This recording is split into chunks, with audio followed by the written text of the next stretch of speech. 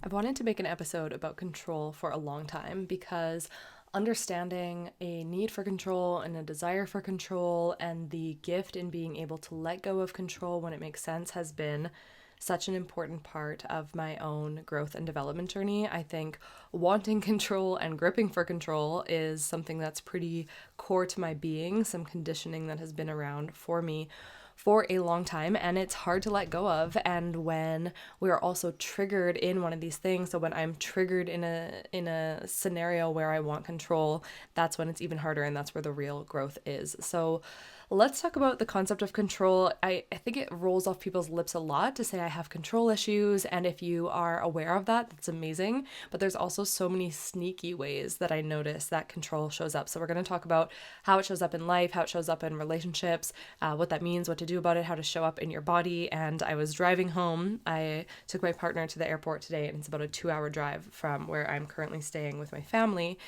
And so on those drives, I tend to get all sorts of different ideas drop in, just like in the shower, in the car, when your hands aren't distracted by a screen, then I get all sorts of ideas. Anyway, so control is one that came through, and I just sent myself a little voice note to make some notes, and now I want to talk about it with you. So first thing, the thing that sparked the idea for me was talking about controlling our emotions, because that's one that is almost universally conditioned into us, right? There's a point, there's an age in our development when we start to be told by the adults around us to calm down, to not be too expressive, to not be too angry, don't be too silly or hyper or angry or sad.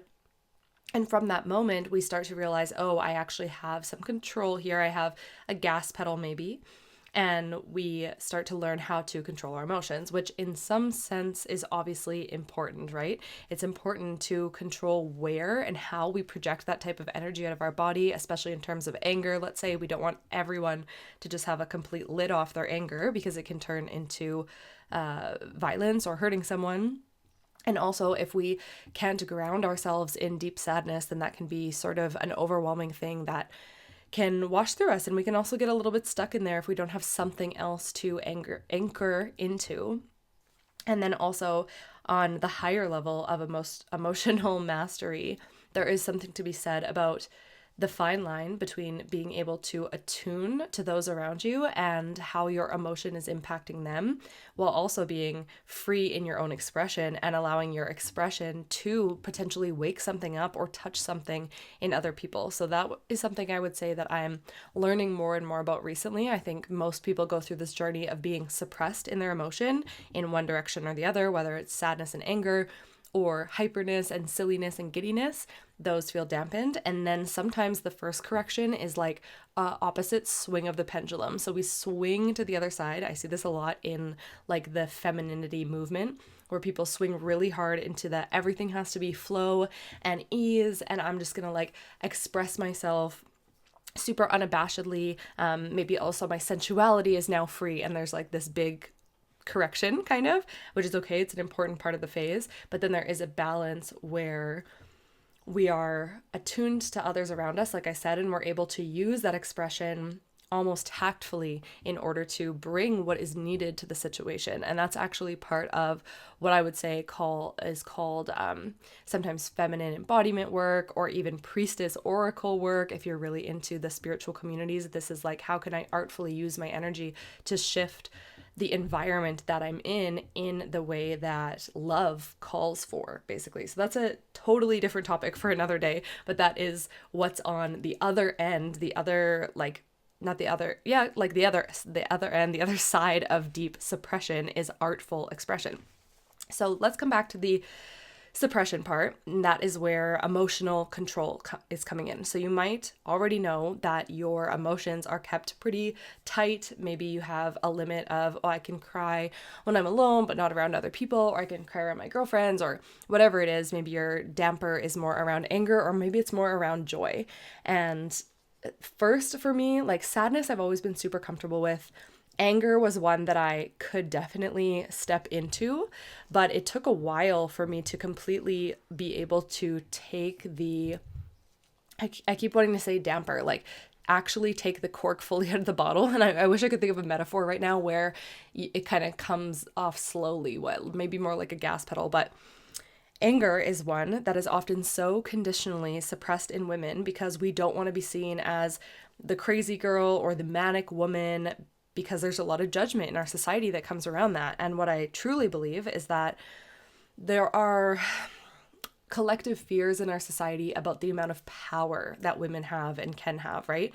It's important for us to learn what that is in our body. Otherwise, chances are we are harboring our powerful energy in a number of ways. And this could be our sexual energy, our sacred rage. And that topic of sacred rage has helped me to unleash my rage in ways that are healthy and make sense. And I think I talk about sacred rage as a concept in the anger episode, which I think is episode 6. And the example that's often given when people teach about that is the rage of like a mother bear, who, if you get in between you and her baby, she is going to be mad and she is going to attack you. And we see this a lot in the animal kingdom and also in the human world. A woman, if her child is under threat, that is usually when that anger will come out just unapologetically, because it is at the survival of her young, right? So it's way very instinctual, I guess I would say. But I don't have children, and I did have a lot of suppressed anger. And through different somatic experiences and ceremonial settings, I have been able to tap into that anger in a really deep way, to the point of, hearing my body make pretty primal screaming sounds. And there was definitely a point in my life where I had never made a sound like that I can remember, like probably since throwing a temper tantrum as a toddler. But when the space is created and when you can connect to that sensation in your body, we know, you might know your own anger sensation. Some people really don't. It might be really hidden under a freeze response, but you might have that awareness or connection to frustration, or sometimes people say red hot anger, or they see red, or I feel like there's heat in my ears or heat in the top of my head. We kind of do feel it, but so often we feel stuck in our throat to express it, or that we're not allowed. And so in the anger episode, you can hear about different ways to release anger. And I also have a exercise in my Becoming Secure membership that takes you through 5 different ways to release anger, because some people feel pretty disconnected from being able to release it through screaming or through your voice. And so there's some body-based exercises that just make more sense, where you can still stay silent. But all of those exercises are obviously available to you whenever you may feel them. And I want to really normalize the power of moving anger through your body, through the throat, through screaming. And when we are actually connected to that sensation, it usually isn't like a high-pitched shriek necessarily. Sometimes it is, but it's usually a lower, very angry sounding yell. And maybe you've heard this through a movie or a TV show that you've watched, and you can just feel like that like no fucks available to give, like fuck this, fuck you sort of yelling, right? And pardon my profanity, but that is how it comes out. And sometimes in my sessions and in my client sessions, that comes out exactly like that, yelling, swearing. And the point is not that we are getting mad at someone specifically or saying these things to them. It's how can I get it out of my body through my expression, okay? When that is not being expressed through the body, then we are likely in a holding pattern, which is a pattern of control, right? Controlling these emotions. And when we're controlling energy that wants to express through our body, okay, you might remember me saying emotions are energy in motion. And if that emotion, that energy in motion, doesn't leave the body, then it's staying in the body. And in order to hold it in the body, we have to create some sort of physical holding pattern around it. So when it comes to suppressing emotions, some people hold them in their gut and their intestines are very tight. Some people hold them in the tightness of your hips, your neck, your back. That can be akin to anger. Usually the pattern that I see is that the gut might be more sadness, but sometimes it's anger.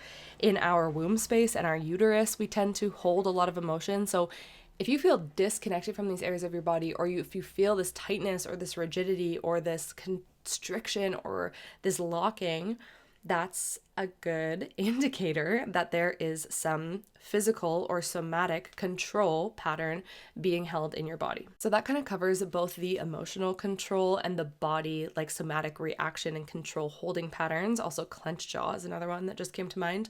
There's one more thing I want to talk about the emotional piece, which is the emotional expression of joy, happiness, hyperness, giddiness, excitement. This is one that is definitely still an edge for me. I have so many stories around the sort of like hyper expression. As soon as I feel so happy, I hear the thoughts in my head that are, well, don't make it look so good. Other people are going to be jealous, or like, other people can't have this, so you shouldn't have it either. Or you only have this because of this specific scenario that you're in, which is just due to a privilege and it's nothing that you actually did, so you shouldn't feel that. And those are the real thoughts in my head. And it's important to name them because it allows me to remember like what's happening and see where I am kind of playing small in my expression also. So joy has been a big one that's hard for me to fully lean into and accept when it's in my body, even though, it's also the thing that we're probably chasing all the time. So when I was exploring that, what I like to do is, first of all, I think everyone should explore their relationship to joy and happiness, like true joy and happiness and like silliness and play, because we so often leave it behind as adults. But when I was exploring this, I was thinking, okay, where in my life do I feel comfortable to be in those expressions? Where do I feel comfortable to be really silly? And for me, it's with my siblings, it's with my family. Actually, we've always been pretty lighthearted and I just feel super accepted by them. So in my silliness anyway, I feel really accepted in that. But I want to stretch that a little further because family is like a kind of a different exception. Like if I'm comfortable with them, that doesn't mean I'm just going to be able to bring it to strangers or the world supernaturally. And what I remembered is that one of the places that I felt safe to do that was at a summer camp that I went to. And then I also worked at that summer camp closer to the end of my teenage years when I was 18 or 19 as a counselor. And within that camp and the program of that sleepaway camp, there's so much imagination and creativity and playfulness and expression that is wound up in there. So I got to be expressive and express a different range of characters. So we would literally dress up for the kids and put on these days that were called character days, where we would show up as not ourselves, but as whatever theme the like leader of the week had chosen. And I got to play really fun ones. I was the Black Widow from the Avengers ones. I was also this boot camp sort of army instructor. And what else did I do? I did the monkey from Aladdin, like Abu, the monkey. So all day I was just like, Abu, Abu, which is hilarious. But in that environment, there was just no cringe factor to it because everyone was on the same team.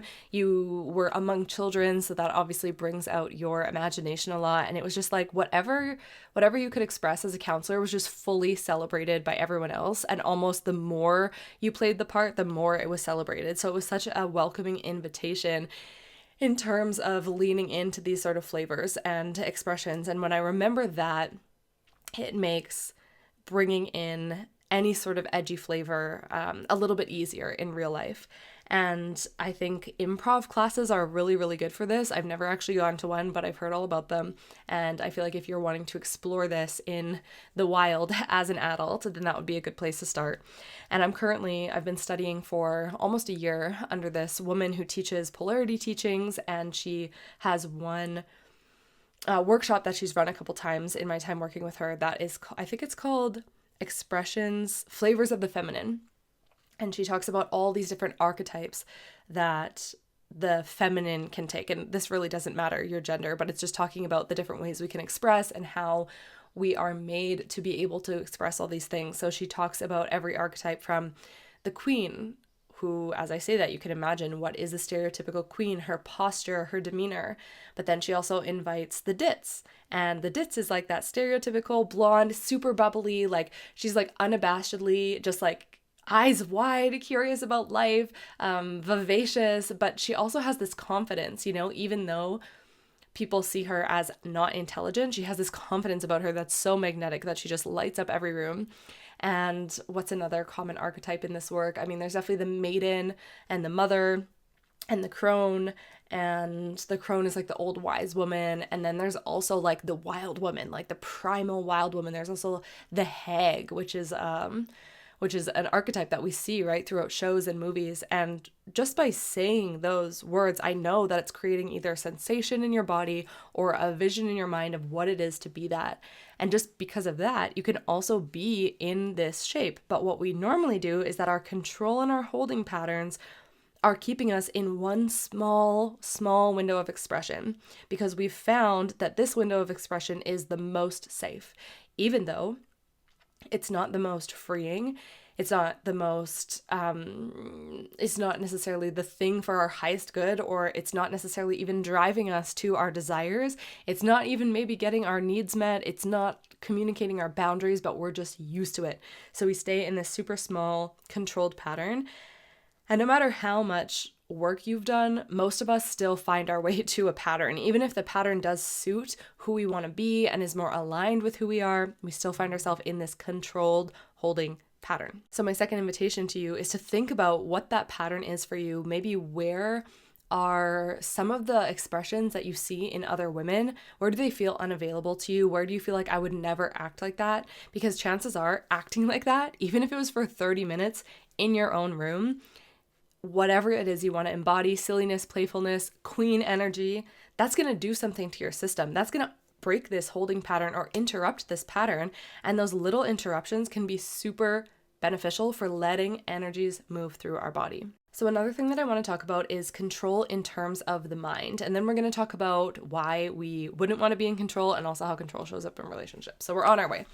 So control in terms of the mind, trying to control things with our mind. This is the realms of anxiety, of overthinking. So if we're experiencing anxiety, there's a high chance we are not in the present moment.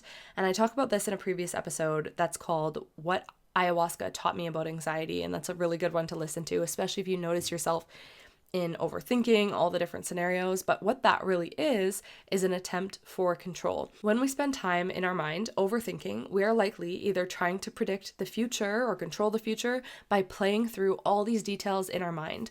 And we might tell ourselves that it's so that we can have a plan or a strategy, but ultimately it's just an attempt for control. You're just trying to control what you think the outcome would be. And when we link that overthinking and control to something that's an expectation, then we're trying to literally control God, the universe, spirit into one of infinite possibilities of something playing out that way, right? So let's bring it back to relationships. I used to do this all the time. I would start dating someone, going on dates, and I'd be so excited that I would daydream about the future. And when I daydreamed about the future, that future would look as bright and beautiful as I could possibly make it out to be, right? With all of these specific plans for how the next date was going to go, but how the next month was going to go, and how we would travel together and we'd go to these places and maybe we'd do this thing. And when I do that, it is an attempt to keep me safe, because if that's the direction my mind thinks I'm headed in, then of course I'm going to feel good about continuing to walk down that path. But also, when I'm playing these daydreams over and over in my mind, I'm just trying to control an outcome. And when it has this shiny rose-colored glass over it, then there's also expectation there. So if something doesn't go the way that I had it in my head, which it probably won't, even if it's just as good, but something else, then I'm probably going to feel disappointed. And that's such an exhausting loop to be in. Another way that our mind tries to control is to figure out the past, right? So this is the anxious attachment tendency of reviewing the conversation, especially if it was a conversation, like let's say it's a texting conversation where you're kind of trying to figure out, like, what did they mean by that? Why did they use that specific punctuation? What did that emoji mean? Why did they like this message and not that message? Again, that's just an attempt for control. Your brain trying to figure out to soothe you. And it's nowhere near the present moment. It's in basically imaginary land. And both directions, thinking about the future or the past, are really exhausting and often don't lead to any resolution because there's nothing concrete about it, right? They're both just guesses and theories and imagination. And because we will never land on this is 100% what they meant, or this is 100% what's going to happen, we're just going to stay in this like unknown, which is the opposite of control. So in this attempt for control, we end up feeling more out of control. So as I just said, and as you can probably feel, that's an energy drain. Thinking about every option, scenario, outcome is a draining pattern to be in. And that's one of the reasons why we don't want to be in control, or maybe why I can inspire you to start to let go of control a little bit. Second is that control is rooted in fear. It's rooted in fear and scarcity and survival mode. So it's the brain saying, well, what will happen if this happens? Or what will happen if blah, blah, blah? What if it doesn't play out this way? What if blah, blah, blah, blah? Instead, where we need to be anchored in our awareness is in the I can handle whatever outcome no matter what. And chances are, if you are 25 to 35 or 40-year-old woman, you can probably handle most of life experiences. You've probably handled some version of most of life's experiences. So actually, no matter what happens, you're going to be okay. And when we can come back to that and say, okay, my mind just gave me the worst case scenario, which is this happens, and then he says this, and then he breaks up with me, and blah, blah, blah. Okay, let's ride it all the way out. And then what? Well, and then I'll cry and be sad. And then what? And then I'll be okay and life will move on. And it's that is the letting go of control. That is surrendering to whatever happens and coming back to who you know yourself to be, which is someone that can handle and survive without the grasping, without the gripping, without the need for control. Thirdly in this list is that control is the opposite of trust. Control is saying, I need to do something about this, or I need to figure this out in my mind. It's forcing and it's not flowing. And life is just flowing on its flow, and there is almost nothing we can do to control much in life. We can, maybe control the next moment. I can control basically that I'm going to put a sip of water in my mouth, but beyond a few hours, even a few minutes, some might argue, we don't have that much control. We definitely don't have as much control as we think we do. And finally, when we are in this state of needing to and gripping for control, there's also a physiological response going on, right? Because this is a survival response happening on some level in the body. Sometimes that might feel really big. Sometimes it might feel really subtle. Either way, our body is having a response where there's probably adrenaline involved, which is going to be hard on our adrenal glands and adrenal system over time. Even our vision starts to get narrow. We start to you might be locked in your head. There's all sorts of physiological things that are not a state of rest and digest and open and calm and flow and healing and all those things that happen in between that. So if we're constantly in this needing to control everything in our lives, it's probably aging us, probably creating disease, but it's definitely giving us a physiological stress response. So let's talk about control in terms of relationship, how that sometimes shows up, and what we can do about it. So first thing I want to say is something really interesting that I learned is that control is a part of the wounded feminine expression. And I have an entire teaching in the Becoming Secure community that's about masculine and feminine and what the healed expression of masculine and feminine looks like.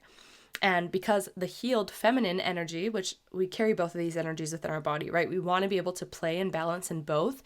We want to be able to artfully hold the one that we need, whichever is to the best of our highest good, and also in relation to the person that we're relating to. But when we talk about the feminine side, what often gets missed is people just put it all into one category. And I would say that there's the healed feminine and the wounded feminine expression.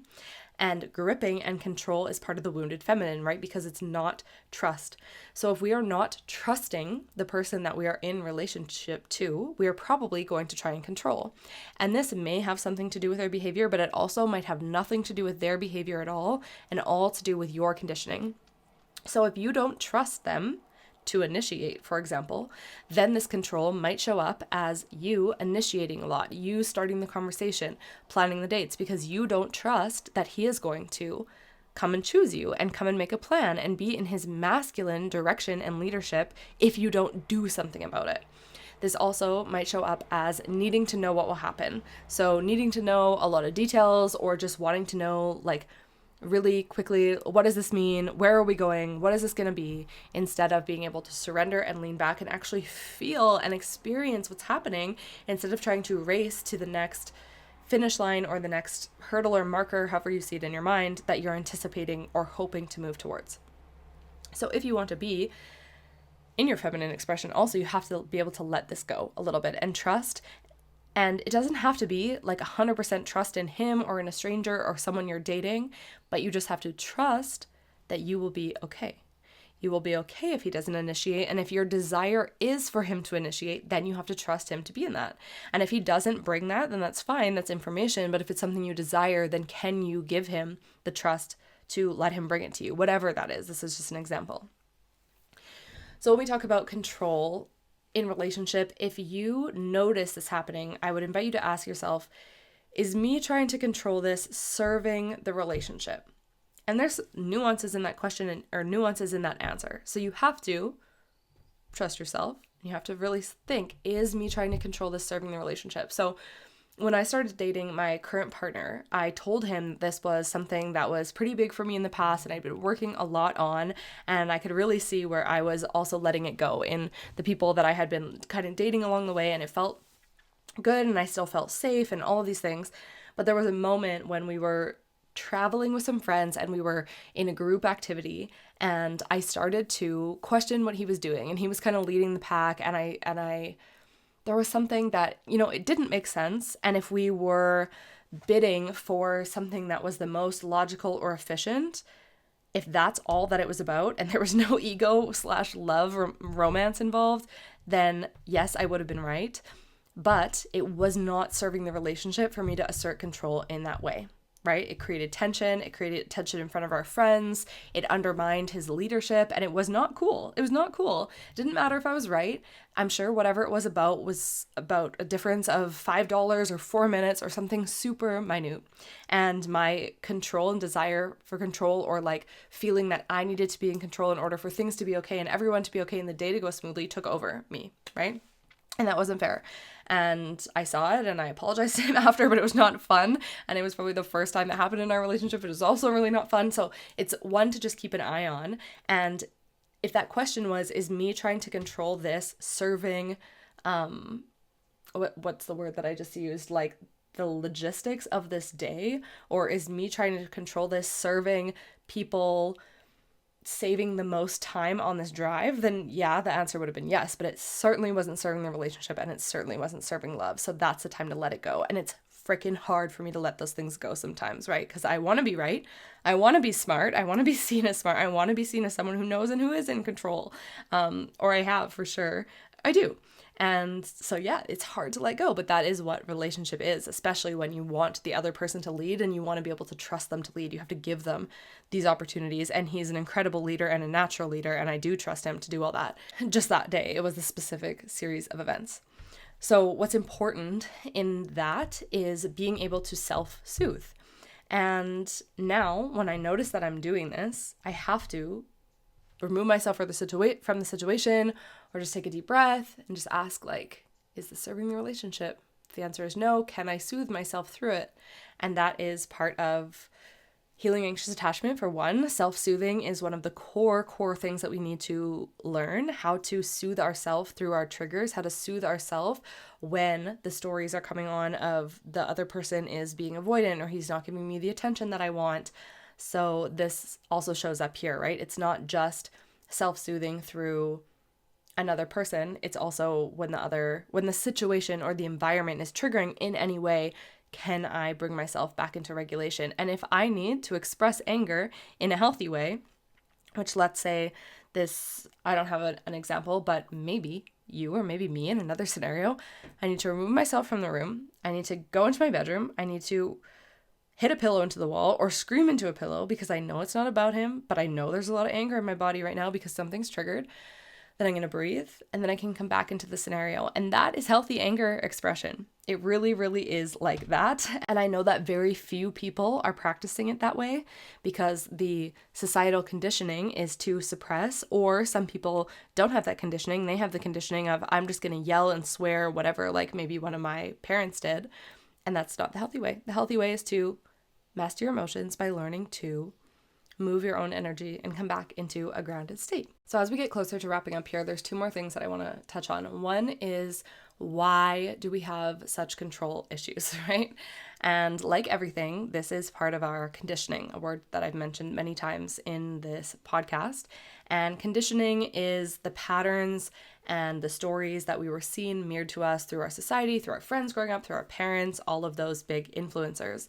And so when it comes to women and control, I think there's one I already mentioned before, which is the societal expectation of being able to keep yourself reined in and controlled, because there is something about an expressed woman that makes people uncomfortable. And it makes them mostly uncomfortable because people can't hold other people's power very well because they're not in their own power. And they've also been conditioned to keep themselves very reined in. So seeing someone else in their expression can feel like that's unsafe. Don't do that. You're going to get in trouble. I think there's also a lot of conditioning around men not being able to handle women in their emotions, right? And we see this with a lot of stereotypes around PMS, like moodiness before PMS, or women just being moody, or women always changing their mind. And there's so much negativity put around this. And I would love for that to be a collective reframe. Like, the feminine is expression. It is this range of emotion. And if you're looking at actual feminine, masculine teachings, then even the emotional expression of a man is a feminine quality within him. So the feminine is expression and also range, like I know I just said. And our menstrual cycle, for example, it's like obviously on purpose, it's like this biological art where we are meant to be more expressed and outgoing during part of our cycle, which is, hey, go make a baby, and then more introverted during another part of our cycle, because our body is going through a process of like literally building up tissue and then bleeding and releasing it. Like, of course, it just makes sense that we have a different amount of energy. But we pretty much live in a man's world, and so you were probably taught to rein in and control your emotions around men because of this story that men can't handle it, blah, blah, blah. So you can see where there's all this conditioning of I need to be in control, and control also, maybe you may have a story that's like control equals success, control equals independence, control equals safety. So all of these things are really valuable to look at and just reflect on. And the final thing that I'll say is that in relationship, letting go of control allows the space for someone else to be in control, which in the beginning can feel really scary, especially if you're not putting the trust there. But if you can let go of control and offer up the trust to someone else, that allows you the chance to feel taken care of, to feel supported, to receive, which are the things that I know that we are so often craving for. Meanwhile, we're here in these rigid, control-needing patterns in our body, in this small amount of expression that is, I can handle it, I've got it, I'm fine, I don't need you, whatever the story is, right? So letting go of that and just breathing into surrender a little bit here and there, especially when you notice the pattern, is the thing that will create the space for someone else to handle it. And a good entry point to that is similar to what I said before when I was navigating my control of joy and letting that go. I started to ask myself, well, where does it feel safe to not be in this? What are the examples for me where I already know what that feels like? And if I think about those examples of where it feels safe, what are the benefits of me allowing myself to soften there or to open to that? And at that edge, it can bring up all sorts of feelings of guilt and fear, and that is the thing to work on. That's how we heal, that's how we stretch our edges, and that is your exploration. So as with everything, with all of these episodes, I have a much deeper dive on things in the Becoming Secure membership, where we do an actual process or a journaling prompt or a somatic exercise that is going to be related to this. So in terms of control, there's a guided somatic practice in there to help you map really where that is in your body, bring some breath there, discover and map for yourself, where are my control patterns in my subconscious, in my physical body. And just by putting this in your headphones and listening to my voice and letting me guide you, you're going to uncover so much about the physiological response of your control mechanism. And from that, that's what allows us to shift it, because our conscious awareness is now on where it lives in the body. And often it is the body and the subconscious, like I've said, that's holding these patterns, right? So that's one that you just have to let yourself be guided and you will be liberated. And also, as I said, there's lots of prompts in there and the questions that I have mentioned in this relationship. And also my favorite prompt when it comes to letting go of control is in there. So you'll see those as well. There's actually 4 of them, but one that I constantly use is in there as well. So I hope to see you inside that community. As always, the link is in the show notes, and I'm looking forward to being back with you here on the podcast soon. Thank you for listening to my sort of sporadic rambling about control. This is actually a huge topic, and I hope we can connect on Instagram or somewhere else, or of course inside the Becoming Secure community. So much love for being here. Enjoy the rest of your day or evening, and I'll talk to you soon. Bye-bye.